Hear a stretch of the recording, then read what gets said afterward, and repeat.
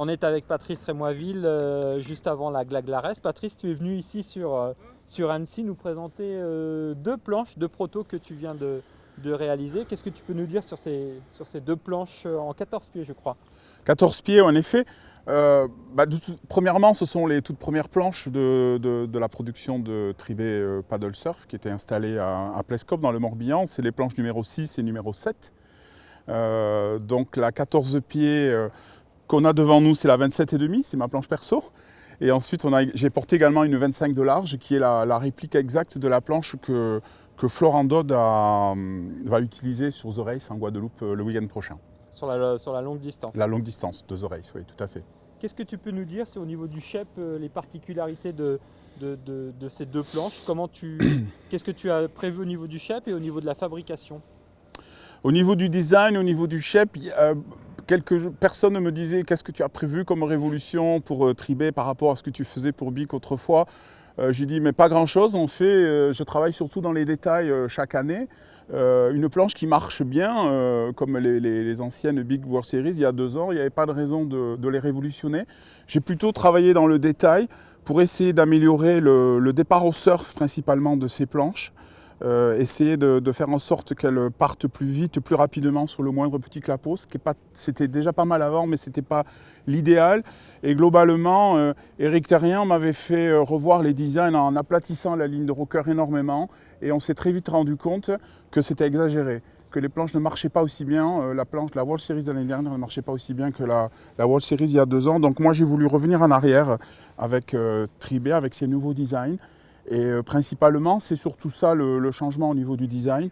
Par contre, j'ai beaucoup travaillé sur la construction en utilisant de nouveaux matériaux, comme le carbone Textrem qui est fabriqué en Suède, qui est utilisé entièrement pour la fabrication de ces planches haut de gamme, des deux côtés, qui permet, grâce à sa faible épaisseur, un poids égal, d'utiliser très très peu de résine. Donc on a un gain de poids qui est presque d'1 kilo, sur une planche classique sans pour autant faire du sous-vide.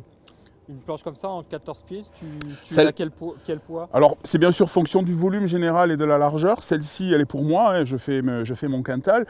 Donc elle fait 27,5 de large et 315 litres.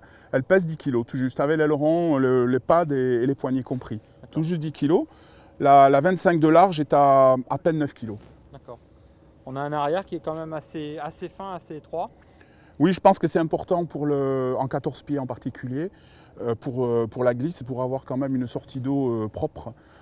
C'est important. Les 12-6 effectivement sont plus larges à l'arrière, hein. Elles sont plutôt destinées en général à des beach races, et surtout en largeur étroite, les arrières sont assez larges. Pas en 14 pieds, c'est important. On est vraiment sur des planches qui sont destinées à la longue distance. Au niveau de la cuvette, tu as beaucoup creusé? Pas plus qu'avant, mais il y a environ 2 cm et demi de creux par rapport au plat, ce qui permet d'autant de baisser le centre de gravité de l'utilisateur. On le voit assez facilement, on le ressent sur les planches, elles sont extrêmement stables grâce à ce travail-là. Au niveau du volume arrière, en 14 pieds, je mets un volume également assez important. On n'est pas sur des planches qui sont censées virer 20 fois une bouée pendant une course. Donc le volume important va permettre de la faire partir au surf plus rapidement. Par contre, effectivement, pour tourner une bouée, ce sera peut-être un peu plus compliqué de bien couler l'arrière pour la faire piloter sur place. Mais c'est pas, je le répète, c'est pas son programme et pas la beach race, quoi. Sur les rails, qui sont assez arrondis ou qui sont non, un peu plus marqués il y a 3 ans, j'avais tendance effectivement à designer des rails trop ronds qui nuisaient à la stabilité de la planche, puisque la partie plate sous la carène s'en trouvait réduite de manière importante, et de ce fait les planches étaient très instables. Donc c'est quelque chose que j'ai changé il y a environ 2 ans et que j'ai maintenu sur ces planches-là. On a le bas du rail ici en bas qui est relativement carré. Pas complètement non plus, je ne shape pas les planches avec une scie Egoin, hein. J'utilise des outils de shaper, donc on a aussi plus de stabilité grâce à ça. Les traves? Toujours beaucoup de volume en général à l'avant, hein. Pour moi c'est quelque chose d'important. C'est pas gênant sur un plan d'eau plat, plus que ça, mais ça va, pareil, la même chose, ça va permettre à la planche en downwind d'être vraiment agréable et de ne pas enfourner au moindre surf. Ça va lui permettre de ressortir plus vite si elle commence à enfourner et de continuer son surf sur sa trajectoire. c'est quelque chose d'important. Alors on a un effet d'étrave de vague à l'avant qui semble dégager beaucoup d'eau, on se dit elle pousse de l'eau et en réalité quand on rame dessus on voit qu'elle ne pousse pas de l'eau, qu'elle a une très très belle entrée d'eau malgré tout. Au niveau des délais de fabrication, pardon, Alors, comme celle-ci, il faut combien de temps pour la réaliser? bon, donc c'est très important que je précise que la planche est entièrement fabriquée dans mon atelier en Bretagne. Il n'y a pas grand-chose qui vient de Chine sur cette planche, peut-être le pad et les poignées, et je ne pense pas pour très longtemps non plus. C'est vraiment mon objectif premier, c'est d'utiliser le maximum de matériaux possibles européens, sinon français. Ça c'est vraiment une priorité. Ensuite, le délai de fabrication, actuellement, il est d'environ 1 mois, plus ou moins, mais environ 1 mois.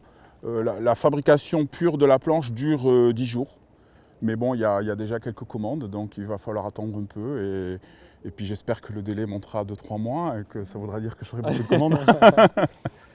Ok, merci Patrice pour ces petites explications. On va essayer d'aller tester ça Avant avant la le nuit. coucher Oui. du soleil et puis voir En si tout on cas, rend.